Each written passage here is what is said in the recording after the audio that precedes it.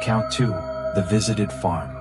I'm just another person living in the countryside on a secluded farm, and I'd prefer not to say who I am or where this happened. Our life here has always been peaceful, almost monotonous. The day starts early with the rooster's crow and ends at nightfall, when the silence of the fields takes over. Until that night, I had never imagined something so strange and terrifying could happen to us. It was an autumn weekend and the sky was especially full of stars. After dinner we all turned in early as usual. My mother was already lying in bed, my father was reading a book in the living room, and I was in my room scrolling through my phone. Outside, the only sounds were the chirping of crickets and the gentle rustling of trees in the breeze. Everything felt peaceful, but then, something changed. Around 11 p.m., I heard a strange noise outside, something that didn't belong to the usual sounds of the farm. It was a low, continuous humming, but with an intensity that seemed to be getting closer. I froze for a moment, trying to understand what it was, when I noticed my room was becoming illuminated. A strong light was seeping through the cracks in the window, like a spotlight coming from the sky. My heart started racing. I got out of bed and went to the window to take a look, but I hesitated. Something about that light felt wrong. A few seconds later, I heard my father shouting from the living room, "Do you see this?" I ran to him and found him standing at the front door, pale-faced, staring outside. My mother appeared, alarmed, asking what was happening. When we looked out into the yard, we saw something I still can't explain. Pulsating lights in shades of blue and white, moving across the fields as if they were scanning the ground. It was as though the sky had come alive, sending signals to the earth. We tried to think of a logical explanation. Maybe it was a drone or some kind of farming equipment our neighbors were testing. But there was no sound of engines, no sign of people nearby. The humming persisted, and the light seemed to engulf everything around us. Fear began creeping in. Even so, my father decided to step outside for a closer look. He's always been brave, but that night, I could see his hands trembling as he grabbed a flashlight. While he walked toward the lights, we stayed on the porch, watching. That's when we saw something even stranger. A shadow, tall and slender, moving near the barn. It wasn't human, I'm certain of that. It was as if something or someone was watching us, hidden in the darkness. From that moment on, we knew this wasn't going to be an ordinary night. My father kept moving cautiously toward the field, his flashlight shaking in his hand. He pointed its beam at the moving shadows, but he couldn't seem to focus on anything solid. The lights in the sky, which had started as small, bright points, were now pulsing intensely, almost blinding. The humming, once low and distant, grew louder, reverberating in the air, as if it surrounded us completely. My mother started calling him back, begging him not to go any further. But he ignored her. My father had always been a practical man, someone who believed in simple explanations for everything. Yet at that moment, there was nothing simple about what we were witnessing. He took a few more steps toward the barn, and that's when it happened.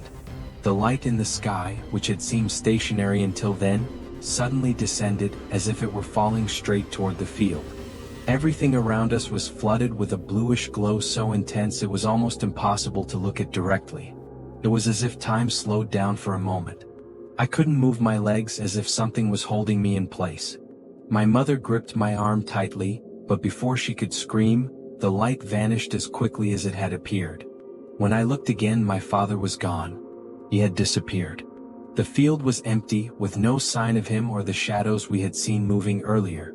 Silence fell over the area, broken only by the sound of crickets, which had inexplicably started chirping again. Everything seemed normal, but I knew it wasn't. We ran to the spot where we had last seen him. My mother was frantic, shouting his name as we searched the field near the barn. And then we saw him. He was standing there, but he seemed different.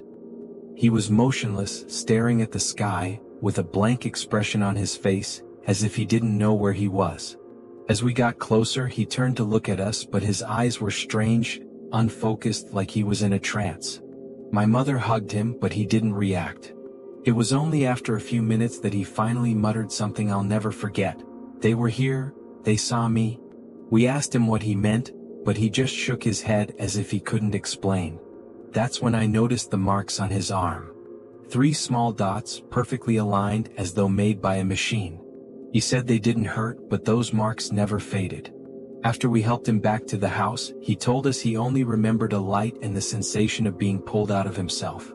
He mentioned hearing voices, but not in any language he could understand. They were whispers echoing in his mind. None of it made sense, yet it was impossible to doubt what he was saying. After that night, nothing was the same in our family. My father, once a confident and practical man, became quiet, almost withdrawn. He avoided talking about what had happened, but we could see the fear lingering in his eyes. My mother, on the other hand, couldn't stop questioning him. She wanted to know what he had seen, what he had felt, but he would only shake his head and repeat, "You wouldn't understand." The marks on his arm remained, perfectly aligned as if they had been made with a laser. No doctor could explain what they were. They said they looked like superficial burns, but my father didn't recall feeling any pain or heat. The strangest part was that, in the weeks that followed, he began waking up in the middle of the night, drenched in sweat, saying he felt like they were near. It was as though the presence of that light, or whatever was behind it, was still watching him. As for me, I can't get that night out of my head. Whenever I look at the starry sky, I can't help but feel a shiver run down my spine. The lights, the sound, the shadows, it all felt so real yet so impossible at the same time. I tried to find logical explanations, drones, satellites, atmospheric phenomena, but nothing fits. The humming sound, the way my father vanished for those minutes, and the state he was in when he returned, there's no explanation. We've tried to move on, but the nights have never been the same. For months, we avoided going out to the fields after sunset. My father started locking every door and window before bed, something he never used to do. One night in particular, we woke up to a noise in the barn. He refused to go out and check, which was unlike him.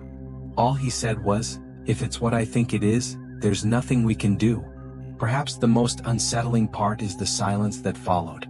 We haven't seen the lights again or heard the humming, but it feels like something changed forever in that place.